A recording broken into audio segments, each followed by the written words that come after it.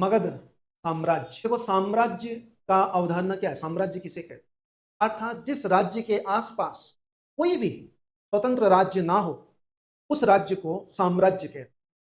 तो प्राचीन काल में भारत में, संपूर्ण भारतीय इतिहास में हम देखें तो मगध सबसे पहला साम्राज्य था, मगध साम्राज्य। तो मगध उन 16 महाजनपदों में से, जो महाजनपद काल में हमने देखा 16 महाजनपद, उन्हीं में से एक महाजनपद था मगध महाजनपद। मगध महाजनपद ही एक साम्राज्य में अपने आप को परिवर्तित कर, अन्य महाजनपद ऐसा नहीं कर पाया।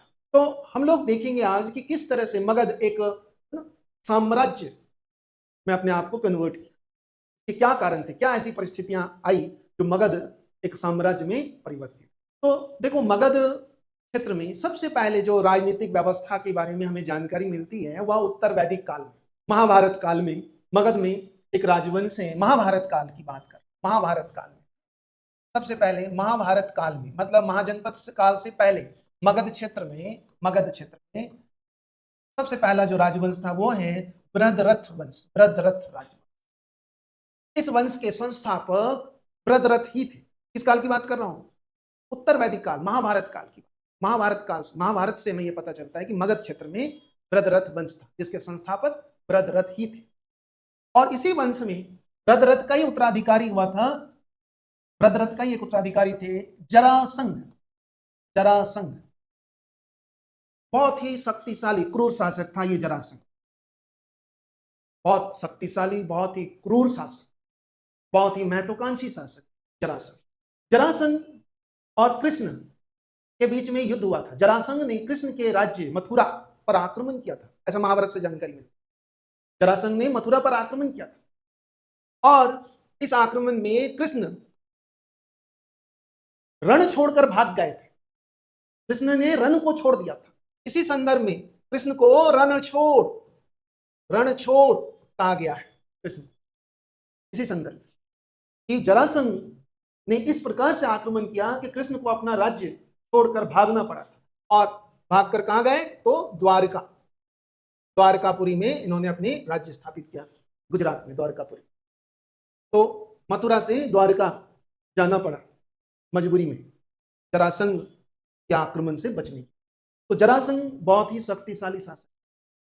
फिर कृष्ण ने जब पांडवों के साथ हुए कौरव पांडव युद्ध, तो उसी समय कृष्ण को भी बदला लेने का एक अवसर मिला जरासंध के खिलाफ। कहते हैं कि जरासंध ने भीम को मल्ल युद्ध के लिए आमंत्रित किया।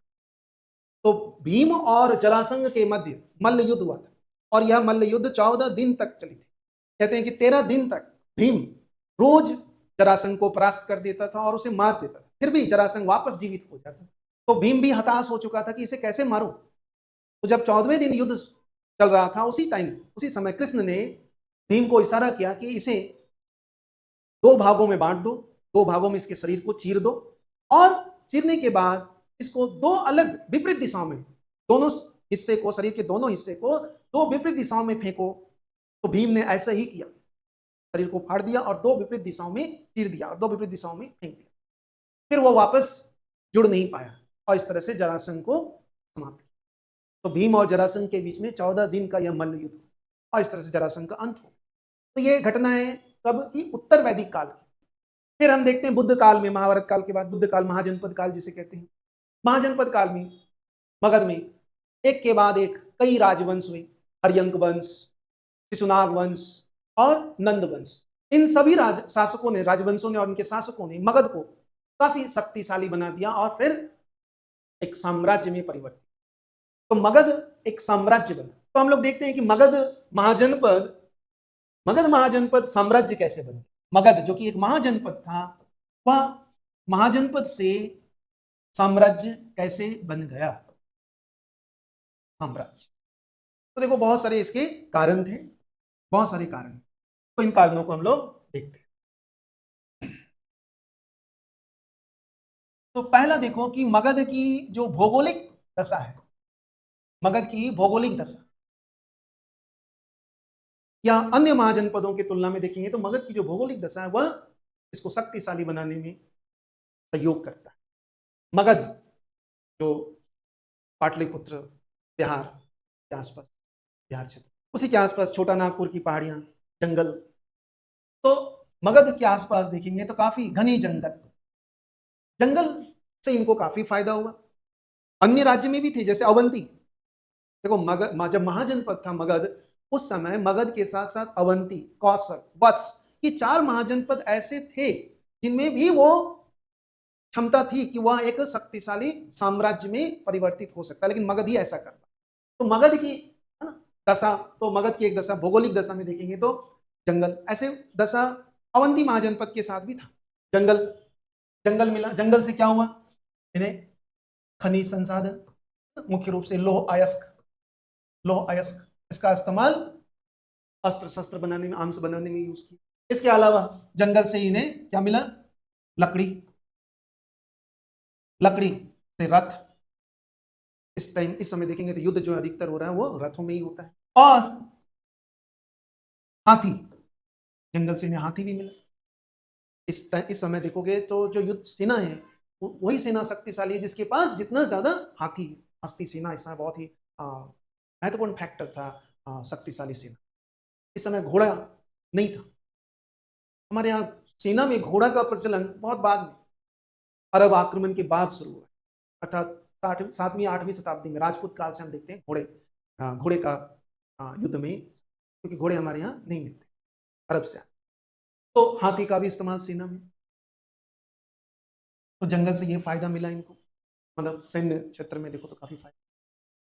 दूसरा, गंगा क्षेत्र के आसपास, गंगा क्षेत्र मगध गंगेटिक रीजन में, तो कृषि, गंगा आज भी मगध क्षेत्र देखेंगे तो बहुत ही उपजाऊ है, तो कृषि, इससे आर्थिक रूप से इनको शक्तिशाली बनने में मदद मिला। तो एक तो भौगोलिक दशा। दूसरा देखेंगे इनकी राजधानियां, मगध की राजधानियां, मगध की राजधानी, ये मगध को सामरिक दृष्टि से बहुत ही महत्वपूर्ण बनाता है मगध को। जैसे पहला राजधानी, मगध की पहली राजधानी राजगृह, इसी को ग्रीव्रज भी कहते हैं, राजगृह। हर्यंक वंश के समय जब मगध महाजनपद बनता है उस टाइम देखते हैं कि ग्रीव्रज या राजगृह मगध की राजधानी। राजगृह 5 पहाड़ियों से घिरा हुआ है, जो राजधानी है 5 पहाड़ियों से घिरा हुआ है, 5 पहाड़ियों से घिरी हुई है। तो आप समझ सकते हो कि किस तरह का स्ट्रेटेजिक एडवांटेज मिला होगा इसे। ये किसी पर आक्रमण कर सकता है, लेकिन कोई दूसरा आक्रमण, कोई दूसरे राज्य इन पर आसानी से आक्रमण नहीं कर सकता, क्योंकि चारों तरफ से पहाड़ियों से घिरा, 5 पहाड़ियों से। राजगृह, राजगृह कोई रामायण में, रामायण में राजगृह का नाम वसुमती मिलता है, वसुमती, रामायण में राजगृह का नाम वसुमती। बौद्ध ग्रंथ में, बौद्ध ग्रंथ में रामायण का नाम बिंबिसारपुरी, बिंबिसारपुरी मिलता है बौद्ध ग्रंथ। और वैनसांग, चीनी यात्री वैनसांग, ये राजगृह के लिए कुशाग्रपुर शब्द का इस्तेमाल किया, कुशाग्रपुर, अर्थात राजगृह का नाम इतिहास साहित्यों में कितने सारे नाम मिलता है। राजगृह, रामायण में राजगृह को वसुमती, बौद्ध ग्रंथ में बिंबिसारपुरी, और वैनसांग कुशाग्रपुर के रूप में मगध की राजधानी राजगृह का उल्लेख। कुशाग्रपुर, तो मगध की पहली राजधानी राजगृह, सामरिक दृष्टिकोण से बहुत ही। दूसरी राजधानी, पहली राजधानी ये हो गई, दूसरी राजधानी मगध की पाटलिपुत्र, पाटलिपुत्र दूसरी राजधानी। पाटलिपुत्र, इसके बारे में देखिए तो यह 3 नदियों से घिरे हुए हैं, 3 नदियां, गंगा, सोन और गंडक, इन तीनों नदियों से घिरा हुआ है पाटलिपुत्र। मतलब यहां भी सामरिक महत्व है कि किसी को भी आक्रमण करना होगा तो नदियों को पार कर कर करना होगा। दूसरा ना, सामरिक महत्व तो है ही सुरक्षा के दृष्टिकोण से, और व्यापार के दृष्टिकोण से भी, और संचार के दृष्टिकोण से भी पाटलिपुत्र एक शक्तिशाली दशा उपलब्ध करता है, व्यवस्था उपलब्ध। मगध को। तो मगध की दो जो राजधानियां हैं, राजगृह और फिर बाद में पाटलिपुत्र बनता है। पाटलिपुत्र, इसकी स्थापना हम देखेंगे उदयन नामक एक राजा करते हैं। कुसुमध्वजपुर भी इसका नाम मिलता है, कुसुमध्वजपुर पाटलिपुत्र, जिसे आज पटना कहते हैं।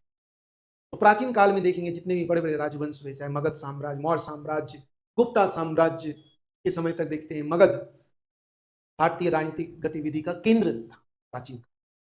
फिर मगध के बाद प्राचीन काल, पूर्व मध्य काल में पाटलिपुत्र का स्थान कन्नौज ले लेते। फिर मध्यकाल में कन्नौज का स्थान दिल्ली, और तब से दिल्ली आज तक भारतीय राजनीतिक गतिविधि का मुख्य केंद्र।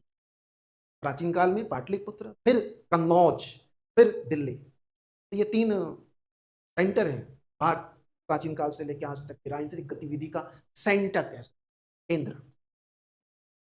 तो दूसरा कारण था, पहला कारण बताया हमने भौगोलिक दशा, दूसरा राजधानियां जो इनको सामरिक एक तरह से एडवांटेज, स्ट्रेटेजिक एडवांटेज दे रहा है।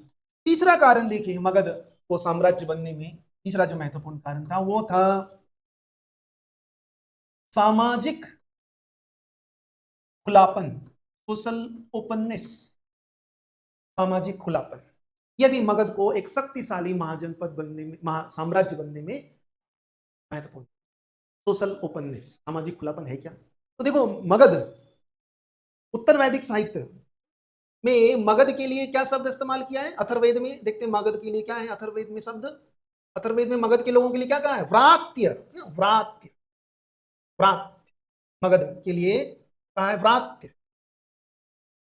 अथर्ववेद में मगध के निवासियों के लिए शब्द इस्तेमाल किया व्रात्य। व्रात्य का अर्थ उत्तर वैदिक काल में हमने देखा, व्रात्य का अर्थ वे जो वैदिक रीति रिवाजों का पालन नहीं करते, जो वैदिक नियमों का, जो वैदिक कर्मकांडों का पालन नहीं करते हैं, उन्हें अथर्ववेद में व्रात्य कहकर उनकी निंदा की गई। ये लोग तो ऐसे ही हैं, बेकार हैं ये। अर्थात उत्तर वैदिक काल से ही मगध के निवासी कर्मकांडों की अवहेलना करते रहे थे, कर्मकांडों को वो सख्ती से पालन नहीं करते। अर्थात कि मगध क्षेत्र में एक खुलापन था, रिजिडिटी नहीं थी। जैसे कि अन्य महाजनपदों के बारे में कहते हैं कि वो तो वैदिक नियमों को पूरी तरह से पालन करते हैं, लेकिन मगध के क्षेत्र नहीं पालन करते हैं वैदिक नियमों। और यही वजह था कि मगध क्षेत्र में ही अधिकतर धर्म सुधारक हुए वैदिक काल के पश्चात। जहां अवसर मिलेगा, तब अवसर कहां मिलेगा? जहां थोड़े बहुत फ्लेक्सिबिलिटी हो, रिजिडिटी कम हो। अब देखोगे कि ऐसे पेरेंट्स, इसमें एग्जाम्पल से देखें तो एक पेरेंट्स ने जो बहुत हार्ड डिसिप्लिन, कठोर, तो वहां बच्चों को कुछ नया करने का चांसेस बहुत कम होता है। वहां पेरेंट्स के अनुसार ही बच्चे करेंगे। लेकिन जहां पेरेंट्स फ्लेक्सिबल होते हैं कि वहां बच्चा जो चाहे करो, हमें बताओ, हमें तुम्हें क्या चाहिए हम देंगे, लेकिन तुम्हारी जो इच्छा है वो तुम करो, हमें उससे मतलब नहीं तुम क्या कर रहे हो, तुम्हारी जो इच्छा हो करो। तो वहां देखोगे तो वहां क्या होगा? 2 तरह की संभावना हो, या तो वो बच्चा बहुत विकसित होगा, बहुत आगे निकलेगा, या फिर वो बच्चा बिगड़ भी सकता है। दोनों तरह की बातें। तो उसी तरह से मगध में एक खुलापन था, किसी तरह की रिजिडिटी नहीं थी, क्या ऐसे नियमों का पालन करना, ये करना, वो करना। तो इससे क्या हुआ कि जो 6ठी शताब्दी ईसा पूर्व में कि जितने भी परिवर्तन हुए, हमने देखा था कि 6ठी शताब्दी ईसा पूर्व महाजनपद काल एक परिवर्तन का काल। इसी समय कृषि, व्यापार, वाणिज्य, मुद्रा, महाजनपद। तो ये जितने भी परिवर्तन हो रहे थे, उन सारे परिवर्तनों को मगध के लोग सबसे पहले स्वीकार किया होगा। इसलिए मगध के लोग काफी प्रगतिशील होंगे, और प्रगतिशील होने के कारण ही वो विकसित और फिर शक्तिशाली हुए। तो ये भी एक कारण माना जाता है मगध को एक साम्राज्य में कन्वर्ट कर। तो सामाजिक खुलापन, क्योंकि यहाँ वैदिक कर्मकांडों के अवहेलना करते, ये वैदिक कर्मकांड का पालन नहीं करते, जिसकी वजह से जो भी मतलब इनमें रूढ़िवादिता कम थी। तो जो रूढ़िवादी नहीं होते हैं, जो उदारवादी होते हैं, वो परिवर्तनों को आसानी से स्वीकार करते। तो मगध के लोगों ने भी परिवर्तनों को आसानी से स्वीकार कर लिया। जो 6ठी शताब्दी ईसा पूर्व में जैसे कृषि में औजार का इस्तेमाल, व्यापार, वाणिज्य, ये सारी चीजों को मगध ने तुरंत स्वीकृति दे दिया मगध के लोगों ने। लेकिन अन्य क्षेत्र, अन्य महाजनपदों में ऐसा नहीं हुआ होगा, इसलिए मगध एक शक्ति। तो तीसरा कारण हमने देखा मगध का साम्राज्य बनने का, सामाजिक खुलापन। और सबसे अंतिम जो कारण है और सबसे महत्वपूर्ण कारण है वह है राजनीतिक कारण। मगध को साम्राज्य बनाने में जो राजनीतिक कारण है वो क्या है? तो मगध में देखेंगे तो एक के बाद एक, एक के बाद एक, यहाँ शक्तिशाली राजवंश हुए और इन राजवंशों में एक के बाद एक शक्तिशाली शासक हुए जिन्होंने मगध को महाजनपद से फिर साम्राज्य बना। इन शक्तिशाली राजवंशों के शासकों ने शासन व्यवस्था के माध्यम से, सैन्य शक्ति के माध्यम से और अन्य तरीकों के माध्यम से इन्होंने मगध का विस्तार किया और फिर एक समय आया कि वह एक साम्राज्य। इसमें देखेंगे सबसे पहले हर्यंक वंश, हर्यंक वंश, एक के बाद एक हर्यंक वंश, फिर शिशुनाग वंश, फिर नंद वंश। इसी नंद वंश के समय, नंद वंश के समय ही मगध एक साम्राज्य में। तो इन शासकों का भी, इन राजवंशों और राजवंशों के शासकों का बहुत ही महत्वपूर्ण योगदान, मगध को एक साम्राज्य। तो इन राजवंशों को हम लोग वन बाय वन देखते हैं। सबसे पहले आता है मगध में महाजनपद काल में हमने देखा हर्यंक वंश, हर्यंक, हर्यंक, हर्यंका डायनेस्टी।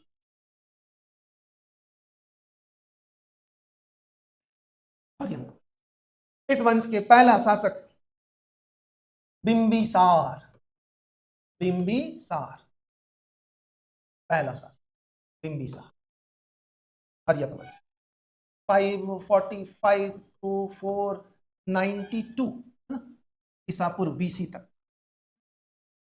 बिंबिसार महाजनपद काल में बिंबिसार हर्यक वंश का संस्थापक है। ऐसा माना जाता है कि हर्यक वंश के जो संस्थापक है बिंबिसार के पिता एक सामंत थे, वज्जी गणतंत्र के, जो वज्जी महाजनपद है, वज्जी महाजनपद के एक सामंत थे और बिंबिसार ने एक स्वतंत्र शासक के रूप में मगध में शासन करना शुरू किया, हर्यक वंश के संस्थापक। तो हर्यक वंश के संस्थापक बिंबिसार। बिंबिसार के लिए इस समय के साहित्यों में बिंबिसार के लिए श्रेनिक शब्द का इस्तेमाल किया गया, श्रेनिक, श्रेनिक। इससे दो तरह के अर्थ इतिहासकारों ने लगाया है। श्रेनिक का मतलब क्या, बिंबिसार ने जो उपाधि लिया, बिंबिसार को जो श्रेनिक कहा गया है विभिन्न साहित्यों में, ऐतिहासिक ग्रंथों में, धार्मिक ग्रंथों में, तो श्रेनिक का, तो एक तो कि ये श्रेनिक इसलिए क्योंकि यह सामंत थे, सामंत से शासक बने इसलिए ये श्रेनिक है। दूसरे कुछ इतिहासकार कहते हैं कि नहीं, ये पहला शासक था भारत का जिसने स्थायी सेना संगठित किया, स्थायी सेना। तो इसी दो संदर्भ में अलग अलग ऐतिहासिक धार्मिक ग्रंथों में मिलता है। श्रेनिक का अर्थ बौद्ध ग्रंथों में हमें मिलता है कि ये सामंत थे शुरू में, इसलिए श्रेनिक, और अन्य ग्रंथों में कि नहीं, ये स्थायी सेना रखने वाला भारत का पहला शासक। हमने देखा था उत्तर वैदिक काल में सेना, राजा सेना रखता है, लेकिन उत्तर वैदिक काल में देखते हैं सेना कैसा है, वह अस्थायी है। युद्ध होता है तो सेना नियुक्त करता है राजा, फिर युद्ध समाप्त, सैनिक को भंग कर देता है। लेकिन महाजनपद काल में पहली बार सेना स्थायी रूप से राजाओं ने, शासकों ने रखना शुरू किया। बिंबिसार का नाम पहला आता है। तो बिंबिसार को इतिहास में श्रेनिक के नाम से भी जाना जाता है। बिंबिसार एक कुशल शासक, बहुत अच्छे शासन प्रबंधक भी था, ये कुशल सेनापति भी था और महत्वाकांक्षी भी था। महत्वाकांक्षी होगा तो क्या होगा, राज्य का विस्तार करेगा। तो इस संदर्भ में इसने अपने मगध महाजनपद को शक्तिशाली बनाने के लिए, अन्य क्षेत्रों पर अपना अधिकार स्थापित करने के लिए इन्होंने कई साधन अपनाए। सबसे पहले मैट्रिमोनियल अलायंसेस स्थापित किया, वैवाहिक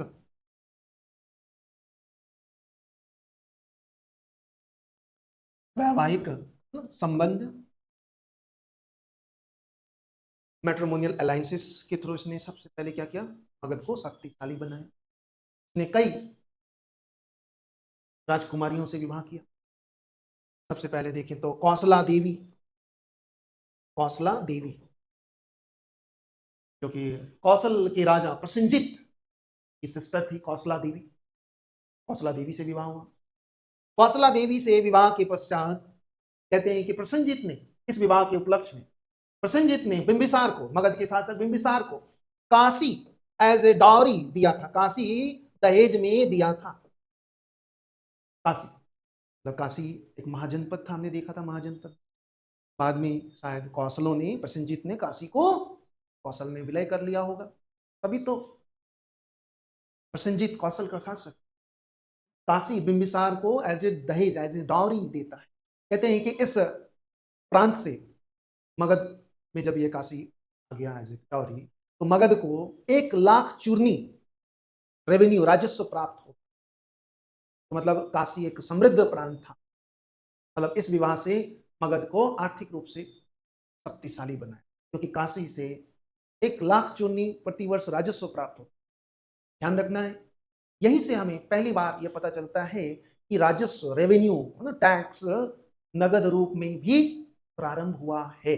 मतलब इसी समय से राजस्व नगद रूप में भी लिए जाने का साक्ष्य मिलता है। इससे पहले तक नगद का कोई प्रचलन नहीं था। राजस्व से पहले जिन्स के रूप में, वस्तु के रूप में, अनाज के रूप में ही राजाओं के द्वारा राजस्व उगाई की जाती। 1,00,000 चूर्णी राजस्व प्रति वर्ष प्राप्त होता था। तो कौशला देवी से विवाह किया। इससे क्या हुआ कि मगध और कौशल, कौशल भी एक शक्तिशाली महाजनपद था, तो मगध और कौशल में वैवाहिक संबंध होने के कारण दोनों में अब युद्ध की कोई गुंजाइश नहीं। इससे मगध को अन्य राज्यों पर, अन्य क्षेत्र पर अधिकार, वर्चस्व मदद। दूसरा विवाह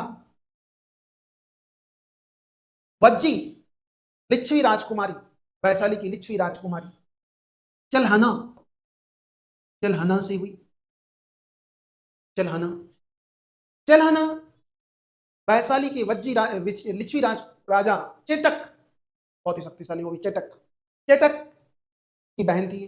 चेटक की बहन चेटक, चलहना, चलहना से विवाह। इससे मगध उत्तर दिशा से बिल्कुल सुरक्षित हो गया।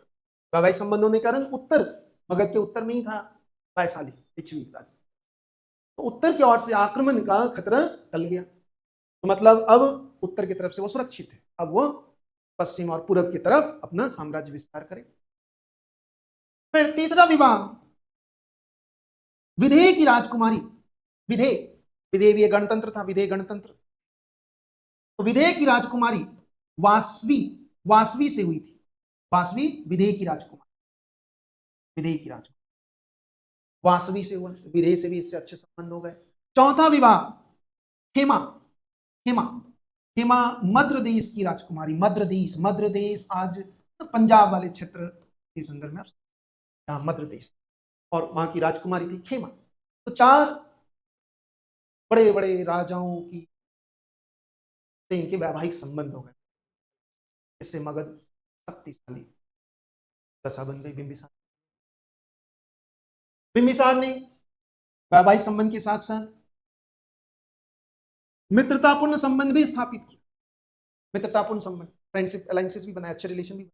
जैसे गंधार, गंधार के राजा पुष्कर सरीन के साथ इसके मित्रतापूर्ण संबंध थे। कहते हैं कि पुष्कर सरीन ने गंधार, मगध के राज दरबार में अपने दूत भेजा था बिंबिसार के पास, तो दोनों के बीच मित्रतापूर्ण संबंध। और तीसरा तरीका अपनाया था युद्ध, वैवाहिक संबंध मित्रतापूर्ण संबंध के माध्यम से शक्तिशाली बनाया, और तीसरा तरीका अपनाया था वो था युद्ध, युद्ध के माध्यम से भी इसने मगध को शक्तिशाली बनाया। इसने अंग महाजनपद, अंग महाजनपद जो कि एक शक्तिशाली महाजनपद था, उसको परास्त किया और यहाँ के राजा ब्रह्मदत्त को मारकर अंग को मगध महाजनपद में विलय कर।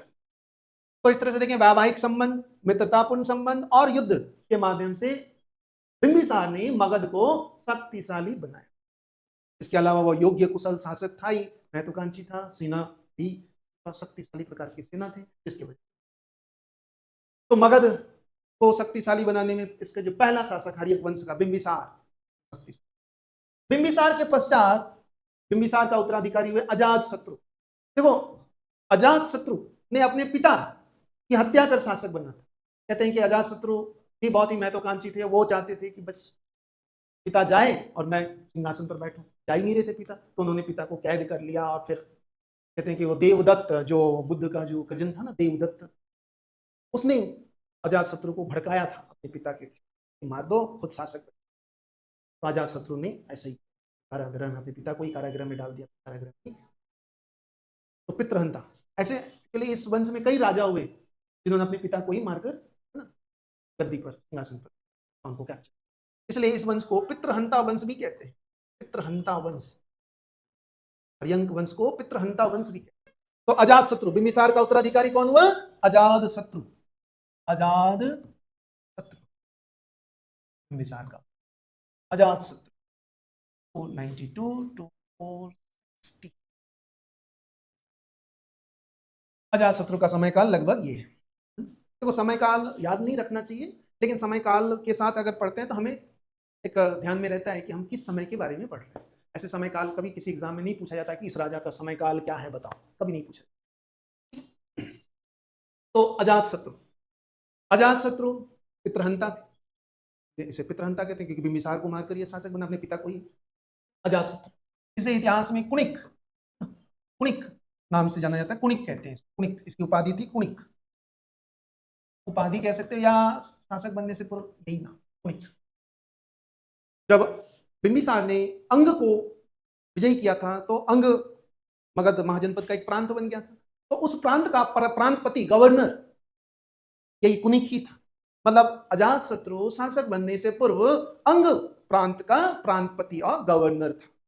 तो अजात शत्रु इसने भी, ये भी बहुत ही महत्वाकांक्षी शासक। देखो अजात शत्रु का समय वो है जब तीन बड़े बड़े महापुरुष इन्हीं के शासन काल में, इन्हीं के कार्यकाल में शरीर त्याग दिया था। महात्मा बुद्ध, महावीर स्वामी और मखली गोसाल, मखली गोसाल आजीवक संप्रदाय, ये तीन महान समाज सुधारक, धर्म सुधारक, धर्म प्रवर्तक थे, जिनकी मृत्यु है ना, इनकी मृत्यु अजातशत्रु के ही शासनकाल में। महात्मा बुद्ध 483, महावीर स्वामी 468, मखली गोसाल 460, इसी समय इनकी देहांत। मतलब इन तीनों बड़े संतों का मृत्यु अजातशत्रु के ही शासन। तो अजातशत्रु ये भी काफी महत्वपूर्ण। अजातशत्रु बौद्ध धर्म के अनुयायी थे, महात्मा बुद्ध से मिले भी थे। महात्मा बुद्ध से मिलकर उन्होंने प्राश्चित किया था कि हमने अपने पिता की हत्या की है, तो महात्मा बुद्ध उनको माफ भी कर दिया था, कहा था कि अब इस तरह का पाप फिर कभी मत कर। और इन्हीं के समय में, अजातशत्रु के समय ही महात्मा बुद्ध को महापरिनिर्वाण भी प्राप्त। फिर अजातशत्रु ने ही प्रथम बौद्ध सम्मेलन का आयोजन भी कराया था राजगृह में। तो इसी के समय में, अजातशत्रु के समय में हम देखते हैं प्रथम बौद्ध सम्मेलन राजगृह में आयोजित होता है, जिसके अध्यक्ष बौद्ध आचार्य महाकश्यप। तो अजातशत्रु, अजातशत्रु ने मगध को किस तरह से शक्तिशाली बनाया? तो कहते हैं कि अजातशत्रु जब शासक बना, देखो बिंबिसार, बिंबिसार इसने बौद्ध धर्म को भी अपनाया, बौद्ध धर्म में भी दीक्षा लिया और जैन धर्म में भी दीक्षा लिया। दोनों धर्म को उन्होंने संरक्षण भी दिया बराबर। मतलब इस समय धार्मिक रूप से देखें तो काफी उदार व्यवस्था रही होगी। आज कोई ऐसा हो सकता है कि एक धर्म में दीक्षा लिया और साथ में दूसरे धर्म में भी दीक्षा ले लिया? ऐसा नहीं हो सकता। मतलब इस प्राचीन काल में धार्मिक रूप से देखें तो हम ज्यादा लिबरल थे, हम एक साथ कई धर्मों को मान सकते। आज ऐसा कर दें तो फिर तो बवाल ही मच जाए, है ना। तो बिंबिसार के बाद अगला शासक बने अजातशत्रु। अजातशत्रु बौद्ध धर्म के अनुयायी थे, महात्मा बुद्ध से मिलकर। अजातशत्रु के समय में प्रथम बौद्ध सम्मेलन हुआ। अजातशत्रु जब अपने पिता को की हत्या कर शासक बना था, तो इससे कुछ महाजनपद इससे नाराज हो गए थे। इसमें सबसे ज्यादा कौशला देवी, जो कौशल की राजकुमारी थी, कौशला देवी काफी नाराज हो गई थी। तो इसकी वजह से उनके जो भाई थे प्रसेनजित, उसने रिएक्ट किया, प्रतिक्रिया दिया। कैसे? तो काशी जो बिंबिसार को एज ए डाउरी मिला था, प्रसेनजित ने काशी वापस ले लिया कि अब काशी हमें दे दो, तुम तो ऐसे हो, वो हो, बेकार हो। अजातशत्रु नाराज हो गया इससे। तो अजातशत्रु और कौशल के मध्य युद्ध हुआ, अजातशत्रु और प्रसेनजित में युद्ध हुआ। इसमें कई बार कभी अजातशत्रु परास्त हुआ, कभी प्रसेनजित परास्त हुआ। फिर अंततः प्रसेनजित ने अजातशत्रु को परास्त कर दिया और उसको प्रिजनर बना लिया। कहते हैं कि जब अजातशत्रु प्रसेनजित की प्रिजनर था, कैदी था, उसी दौरान अजातशत्रु की एक पुत्री थी वजीरा, वजीरा को अजातशत्रु से प्रेम हो गया। तो जब प्रसेनजित को पता चला कि मेरी पुत्री ने मेरे दुश्मन, मेरे कैदी से प्रेम कर लिया है, तो अब क्या करें? तो अंततः अजातशत्रु को रिहा कर दिया और प्रसेनजित ने अपनी पुत्री भी उसे सौंप दिया, मतलब विवाह कर दिया, और काशी भी वापस कर। और इस तरह से कौशल के मध्य जो विवाद था वो समाप्त। तो कौशल राजकुमारी वजीरा वजीरा से विवाह वजीरा से विवाह किया। ये कौशल की राजकुमारी प्रसेनजीत की पुत्री वजीरा। तो अजातशत्रु मगध और कौशल के बीच विवाद समाप्त। अगला जो विवाद था वो था वज्जी गणतंत्र। वज्जी के साथ भी, क्योंकि वज्जी वाले अब लिच्छवी वाले इनको पसंद नहीं करेंगे, क्योंकि लिच्छवी राजकुमारी को विधवा कर दिया। चिल्हना, अजातशत्रु मुख्य रूप से चिल्हना की ही का ही पुत्र था चिल्हना। तो वज्जी वाले अब अजातशत्रु से नफरत करने लगे, जबकि अजातशत्रु का था कि भाई वज्जी को किस तरह से नियंत्रण में स्थापित, जबकि वज्जी वाले इनसे किसी भी तरह का संबंध रखने के खिलाफ थे। तो इस समय वज्जी पर फूट, है ना, संघ में फूट डालने का प्रयास किया। एक्चुअली कहते हैं कि ये भी उपाय महात्मा बुद्ध ने ही बता दिया। कहते हैं कि एक बार अजातशत्रु बुद्ध से मिलने गए तो बुद्ध ने कहा कि ये वज्जी महाजनपद, वज्जी संघ में काफी एकता है, यूनिटी है। अजातशत्रु समझ गए थे कि इस यूनिटी को ब्रेक करो और वज्जी पर नियंत्रण स्थापित। तो उसने उस संघ पर, उस संघ के अंदर, उस यूनिटी के अंदर भेद, संघ भेद उत्पन्न किया। मतलब वज्जी गणतंत्रों में आपस में फूट डलवा दिया। इससे क्या हुआ, वज्जी गणतंत्र कमजोर हो गया। अजातशत्रु ने अपने मंत्री वर्षाकार और सुधानिधि, ये दो मंत्री थे कहते हैं, इन्हीं मंत्रियों के मदद से क्या किया, वज्जी में फूट डलवा दिया और फिर वज्जी गणतंत्र कमजोर हो गया। जब कमजोर हो गया तो अजातशत्रु ने वज्जी पर आक्रमण। इसी आक्रमण में अजातशत्रु ने दो बड़े यंत्र का इस्तेमाल किया था। रथ मसूल, इसी को बोलते हैं रथ मसूल। और ये महाशिलाकंटक, ये है महाशिलाकंटक का इस्तेमाल। रथ मसूल और महाशिलाकंटक का इजाद किया था, इन्वेंट किया था। मतलब इस समय तक देखेंगे तो दो ही तरह, मतलब कुछ हाथ से ही जो इस्तेमाल किए जाने वाले वेपन्स का ही इस्तेमाल होता है, तलवार, भाले, तीर, धनुष। लेकिन दूर तक फेंकने वाले अस्त्र, मिसाइल, जो आज उसका बहुत ही विकसित रूप मिसाइल, वो ये महाशिलाकंटक का इस्तेमाल पहली बार अजातशत्रु ने इसी युद्ध में, वज्जी के साथ युद्ध में। तो अजातशत्रु ने दो नए वेपन्स, है ना, रथ मसूल और महाशिलाकंटक का इस्तेमाल किया। महाशिलाकंटक, रथ मसूल और महाशिलाकंटक अभी हमने देखा, इजाद किया था और इसका इस्तेमाल वज्जी गणतंत्र के खिलाफ किया था और इस युद्ध में वज्जी को परास्त कर दिया। और फाइनली अजातशत्रु ने वज्जी को भी मगध महाजनपद में विलय कर लिया और इस तरह से वज्जी गणतंत्र व्यवस्था को समाप्त कर। तो विश्व का जो सबसे प्राचीनतम गणतंत्र था, विश्व का सबसे पहला गणतंत्र, यही वज्जी गणतंत्र को माना बिहार में, उसको समाप्त करने वाला, उसको नाश करने वाला राजा कौन था, अजातशत्रु।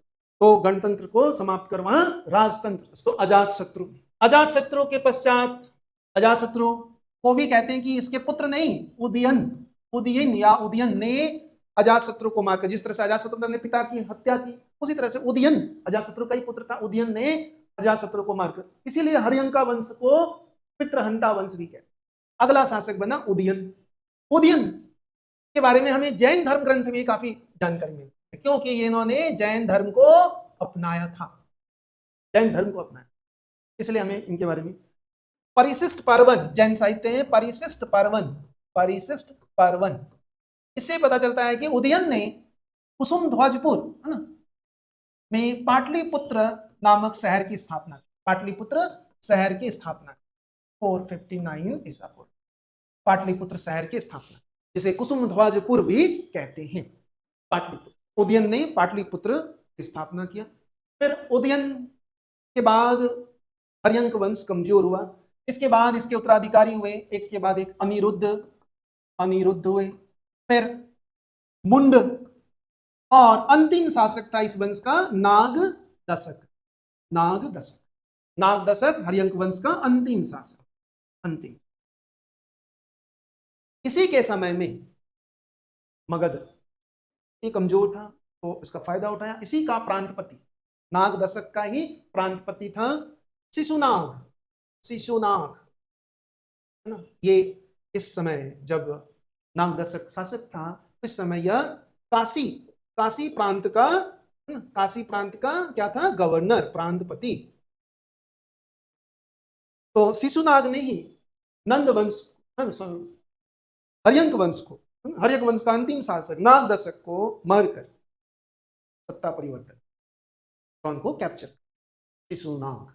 तो अगला वंश आ गया हर्यंक वंश के बाद, नेक्स्ट राजवंश शिशुनाग वंश।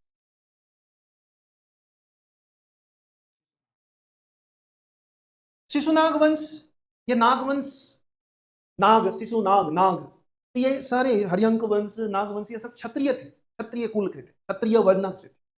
लेकिन क्षत्रियों में भी यह नाग क्षत्रिय थे, जो महाभारत में नाग क्षत्रिय के बारे में चर्चा, नाग क्षत्रिय।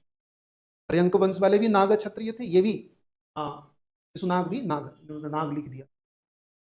तो नाग क्षत्रिय कुल के। तो शिशुनाग वंश के संस्थापक कौन हुए, शिशुनाग, शिशुनाग, शिशुनाग, शिशुनाग ये भी शक्तिशाली योग्य शासक था। इसने एक के बाद एक, है ना, अवंती को परास्त किया। अवंती बहुत शक्तिशाली महाजनपद था। अवंती एकमात्र महाजनपद था जो मगध को अंतिम समय तक चुनौती दिया। अवंती को भी परास्त कर दिया। इसी ने कौशल को भी परास्त कर दिया और मगध में विलय कर लिया। शिशुनाग ने अवंती, कौशल, वत्स, इन सब को परास्त कर मगध महाजनपद में विलय कर। तो शिशुनाग ने भी मगध का विस्तार किया, सर्वाधिक विस्तार देखते, अवंती, कौशल, वत्स, यही तो था जो मगध महाजनपद के बराबर था। शिशुनाग के बाद इसका उत्तराधिकारी हुआ कालाशोक। कालाशोक नेक्स्ट राजा, कालाशोक पहला, कालाशोक। इसे बौद्ध साहित्य में काकवर्ण भी कहते हैं, काकवर्ण, कालाशोक या काकवर्ण। कालाशोक के समय में ही हमें ध्यान है, हमें पता है क्या हुआ था, दूसरा बौद्ध सम्मेलन, दूसरा बौद्ध सम्मेलन। शिशुनाग, देखो शिशुनाग ने, शिशुनाग से पहले हम देखेंगे कि उदयन जो था, उदयन के समय मगध की राजधानी पाटलिपुत्र, पाटलिपुत्र शहर बसाया और उसी समय मगध की राजधानी पाटलिपुत्र। ठीक है, शिशुनाग ने कुछ समय के लिए वैशाली को भी अपना राजधानी बनाया था, लेकिन वापस फिर से पाटलिपुत्र को भी। तो कुछ समय के लिए वैशाली भी मगध की राजधानी रही थी। ठीक, तो इसी संदर्भ में वैशाली में दूसरा बौद्ध सम्मेलन हुआ था। वैशाली में किसने करवाया था, कालाशोक ने, काकवर्ण ने, सभाकामी जिसके अध्यक्ष थे बौद्ध सम्मेलन। तो कालाशोक, कालाशोक के पश्चात शिशुनाग वंश भी कमजोर हुआ। कहते हैं कि इसके बाद, इसके एक के बाद एक 10 उत्तराधिकारी हुए, 10 उत्तराधिकारी, लेकिन सब के सब कमजोर थे। इसी में अंतिम जो शिशुनाग वंश के उत्तराधिकारी थे वो थे अंतिम शासक, अंतिम शिशुनाग के वंश के अंतिम शासक नंदीवर्धन।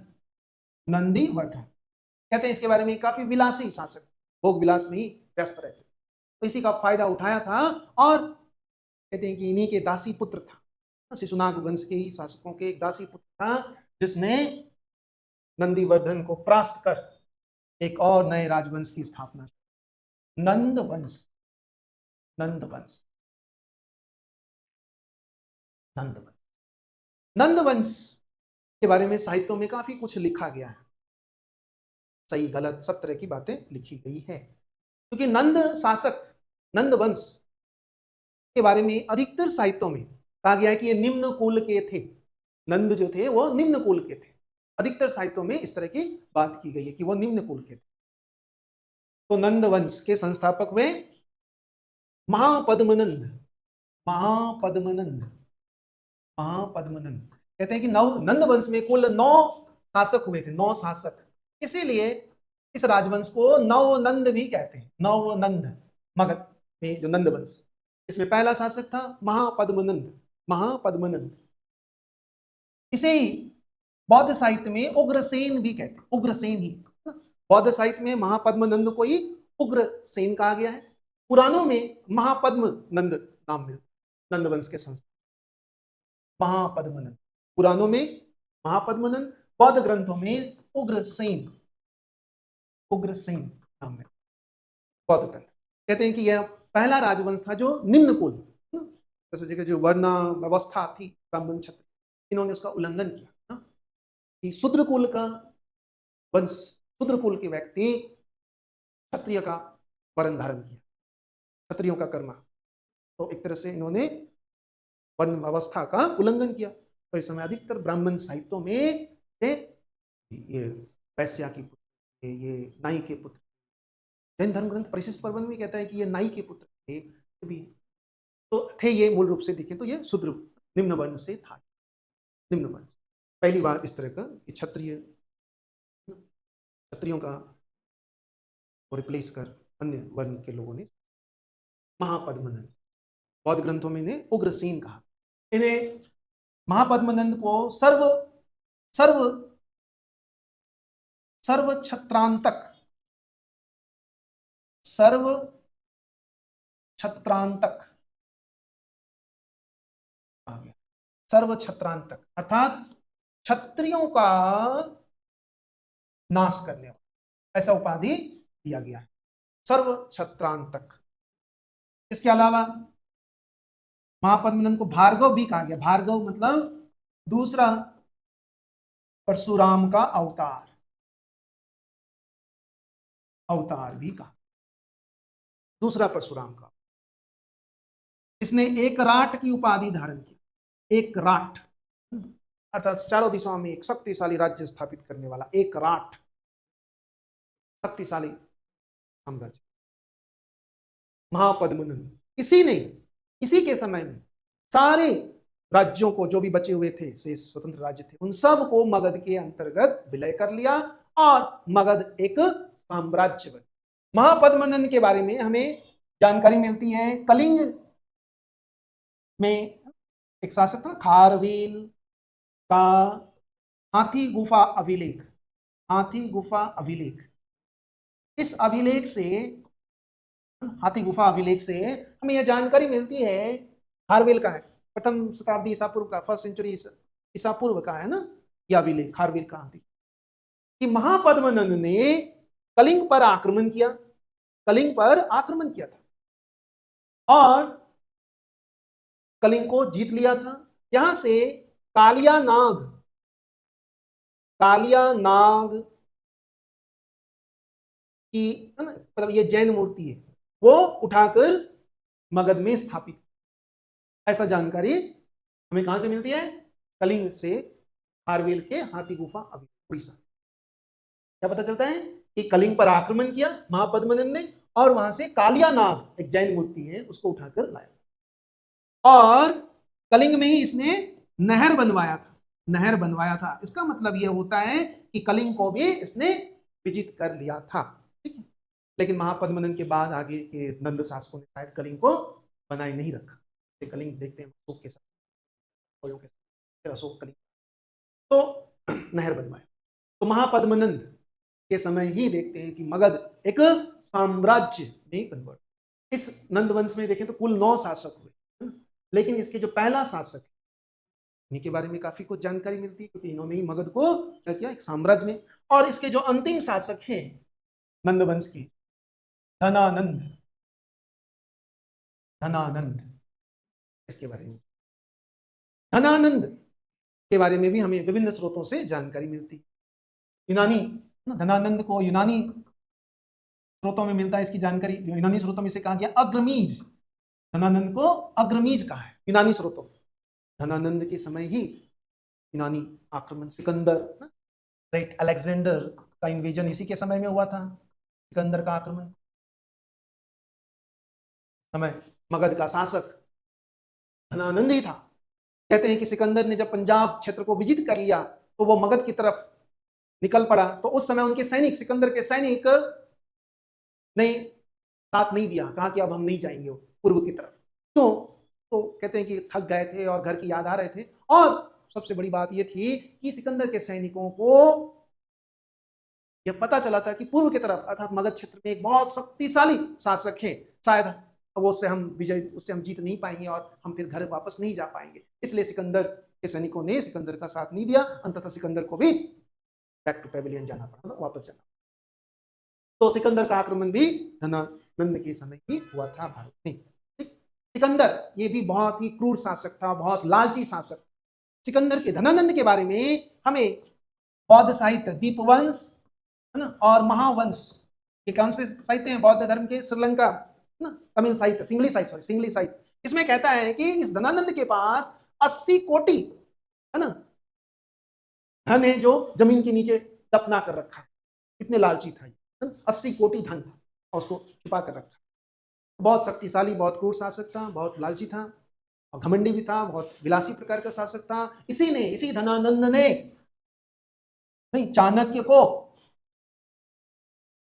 क्या किया था? अपमानित किया था। चाणक्य को अपमानित किया था, कौटिल्य को अपमानित किया था।